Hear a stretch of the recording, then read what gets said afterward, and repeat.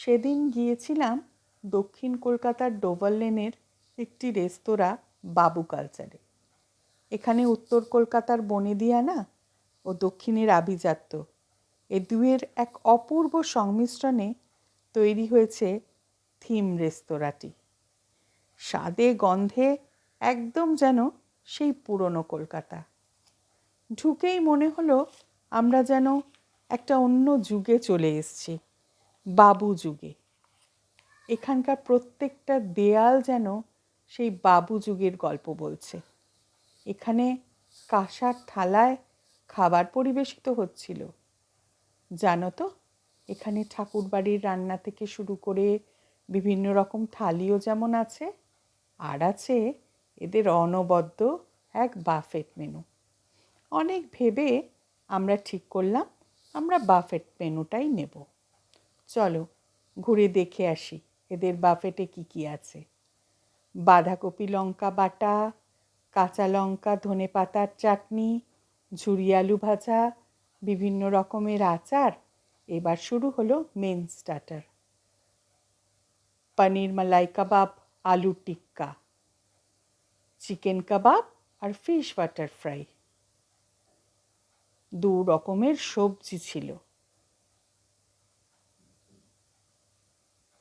পালং পনির, মুগের ডাল, ফুলকপির তরকারি যেটা খেতে কিন্তু দারুণ ছিল, আর ছিল বাসন্তী পোলাও, সাথে সাদা ভাতও ছিল, পাবদা মাছের ঝাল, গলদা চিংড়ির মালাইকারি, চিকেন কষা, আর ছিল সবার প্রিয় মাটন কষা।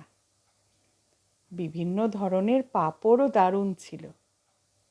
এবার সুইট ডিশ, ডালের হালুয়া থেকে শুরু করে চাটনি, বাদামের পায়েস, ছানার মিষ্টি,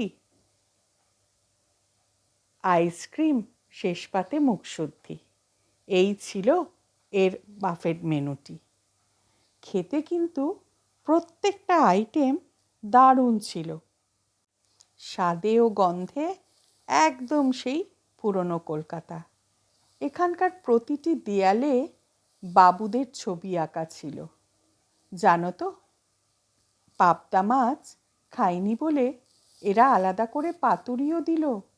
এদের এই পরিবেশনা দেখে আমরা সত্যিই মুগ্ধ হয়েছিলাম সেদিন।